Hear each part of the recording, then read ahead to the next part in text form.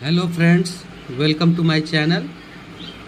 देखिए, अभी आप लोग सबको पता है कि 9 अगस्त से लेके 23 अगस्त तक इसका STET बिहार का STET जो है उसका फॉर्म भरने की तारीख आ गई है।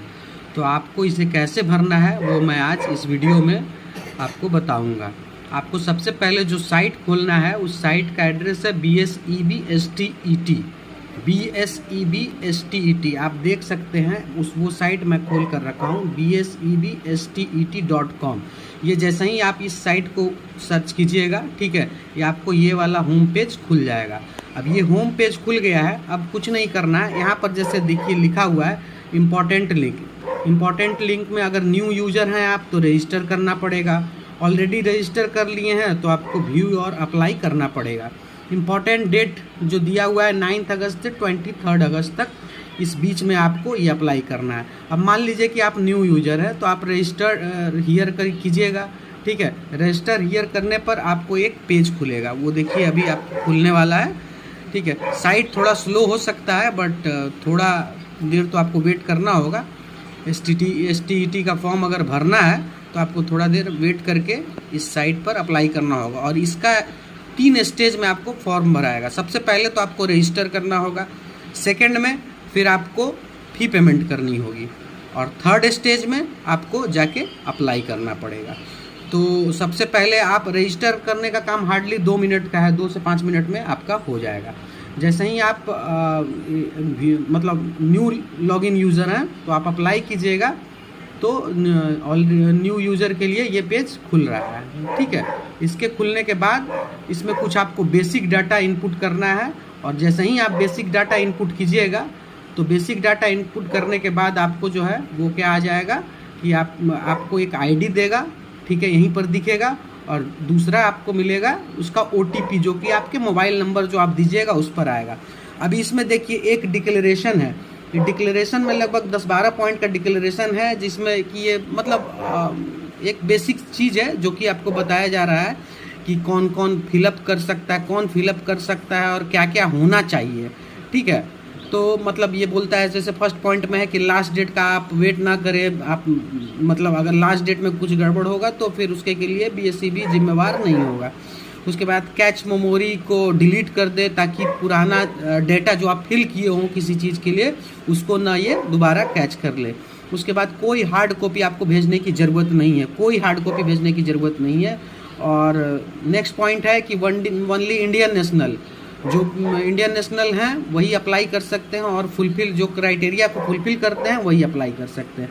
उसका नेक्स्ट पॉइंट है कि ओनली ऑनलाइन एप्लीकेशन अप्लाई करना है, कोई ऑफलाइन नहीं है, ठीक है। और कैंडिडेट के पास एक valid email ID and mobile number होना चाहिए, ठीक है, जिसको वो पूरा STET प्रोसेस के दौरान एक्टिव रहना चाहिए।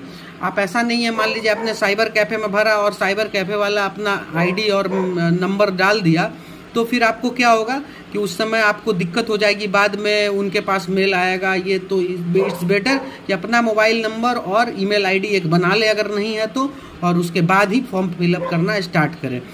उसके बाद नेक्स्ट पॉइंट है कि कैंडिडेट को सिर्फ एक बार अप्लाई करना है, अगर दोबारा आप अप्लाई करते हैं तो आपका कैंडिडेचर कैंसिल हो जाएगा, ठीक है। उसके बाद कोई फिर नेक्स्ट पॉइंट है कि जब सबमिट करने जाइएगा तो उस समय उससे पहले आपको फ़ोटो और सिग्नेचर तैयार रखना होगा, और फ़ोटो जो है वो रिसेंट होना चाहिए। मतलब बता रहा है जिसमें जैसा कि 1 जुलाई के बाद का होना चाहिए, और फ़ोटो का साइज भी दिया हुआ है, विड्थ दिया हुआ है, विड्थ और हाइट दिया हुआ है। उसी तरह सिग्नेचर का भी साइज़ दिया हुआ है, और उसका कितना होना चाहिए, कितना स्पेस में होना चाहिए वो भी बताया है कि उसका साइज़ क्या होना चाहिए, 50 KB के अंदर दोनों होना चाहिए, ठीक है। प्रेफरेबली दिया है 15 to 50 KB, और सिग्नेचर का 5 to 30 KB, और मैक्सिमम 50 KB तक, ठीक है। अगर उससे ज़्यादा बड़ा होगा तो आपका अपलोड ही नहीं होगा, उसी समय आपको डिफ़िकल्टी फेस कर सकते हैं। उसके बाद नेक्स्ट पॉइंट है कि जो भी आप डेटा दे रहे हैं वो ट्रू एंड करेक्ट होना चाहिए, कोई मिस स्टेटमेंट नहीं होना चाहिए। और अब देखिए यहाँ जनरल इंस्ट्रक्शन में लिख रहा है कि 3 स्टेज में होगा। सबसे पहले आपको रजिस्ट्रेशन करना होगा, फिर फी डिपॉजिट करना होगा, फिर ऑनलाइन एप्लीकेशन डालना होगा। तो मतलब 3 स्टेज में होगा। सबसे पहले रजिस्ट्रेशन कीजिए जो कि 2-3 मिनट का काम है। उसके बाद फ़ी पेमेंट कीजिए। फ़ी पेमेंट अगर कर दिए तो फिर उसके बाद अगला स्टेज आप ऑनलाइन एप्लीकेशन कर सकते हैं। जैसे ही आप रजिस्टर कीजिएगा उसके बाद फी पेमेंट इनेबल होगा। कोई काम आप पहले नहीं कर सकते, जो स्टेज वाइज है वैसे ही करना होगा, ठीक है। उसके बाद ये बोलता है कि अगर फ़ी एक बार पे कर दिए तो रिफंड नहीं होगा, ठीक है। Candidate are advise to keep at least 10 copies of photographs, ठीक है, दैट इज अपलोडेड इन मतलब बाद में अगर काम आएगा तो वैसा फ़ोटो आप 10 कॉपी रख लीजिएगा। आप जैसे ही इसको आई एग्री कीजिएगा यहाँ पर, ठीक है, तो फिर यहाँ पर क्लिक हेयर टू प्रोसीड वाले बटन में इनेबल आप कर सकते हैं। अब जैसे ही आप आगे बढ़ेंगे, ठीक है, अब उसके बाद जो खुलेगा उसमें आपको रजिस्टर करना ज़रूरी है, ठीक है। रजिस्टर करने के लिए बहुत ही बेसिक डाटा आपको चाहिए, जैसे आपका नाम, मदर फादर का नाम, ठीक है। उसके बाद इसमें फ़ोटो अभी आपको फ़ोटो सिग्नेचर अपलोड करने की मतलब का जगह नहीं देता है, ठीक है। आपको अभी देखिए क्या है, सबसे पहले तो डिस्ट्रिक्ट, सेलेक्ट डिस्ट्रिक्ट। तो डिस्ट्रिक्ट में आप कोई भी डाल सकते हैं, जैसे ये नहीं है कि आपको यही डिस्ट्रिक्ट में बाद में टीचिंग के लिए मिलेगा, ऐसा नहीं है, कोई भी डिस्ट्रिक्ट आप डाल सकते हैं। तो आप मेनली एग्ज़ाम के व्यू से आप देख लीजिए कि कौन सा डिस्ट्रिक्ट आपका नियरेस्ट है और उसको डाल दीजिए। डिस्ट्रिक्ट डाल दीजिएगा, जैसे मान लीजिए कि मैंने यहाँ पर कोई डिस्ट्रिक्ट सेलेक्ट किया, ईस्ट चंपारण मोतिहारी। फिर अप्लाइड फॉर, किसके के लिए अप्लाई करना है, पेपर 1 पेपर 2 या दोनों के लिए। तो आप दोनों मतलब कोई भी कर सकते हैं, आप पेपर 1 पेपर 2 भी कर सकते हो। तो उस केस में आपको दोनों का क्वालिफिकेशन होना चाहिए।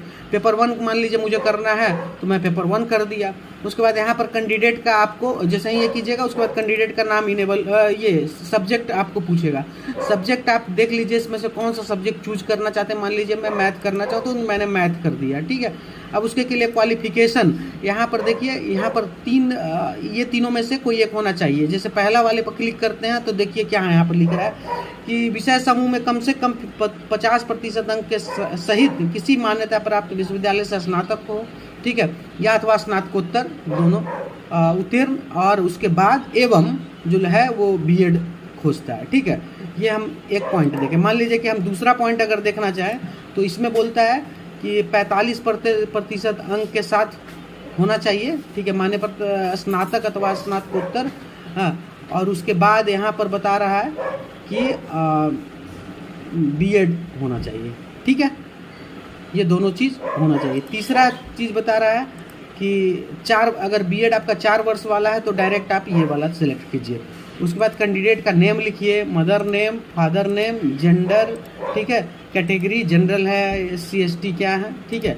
उसके बाद डिफरेंटली एबल्ड, यस है तो यस, नो है तो नो। मोबाइल नंबर डालिएगा, ठीक है। उसके बाद ईमेल एड्रेस डालिएगा। एक सर्विसमैन है तो यस, नहीं है तो नो, और है तो लेंथ ऑफ सर्विस कितना है वो डालना पड़ेगा। और जैसे ही आप डेट ऑफ बर्थ डालिएगा एज आपका कैलकुलेट कर लेगा। उसके बाद आपको ये कंफर्म करना पड़ेगा।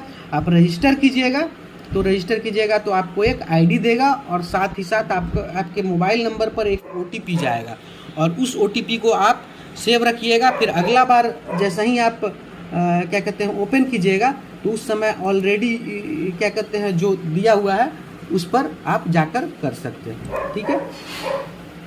अगर किसी तरह का कोई परेशानी हो तो आप मुझे डायरेक्ट कांटेक्ट कर सकते हैं, वहाँ पर मैसेज कर सकते हैं।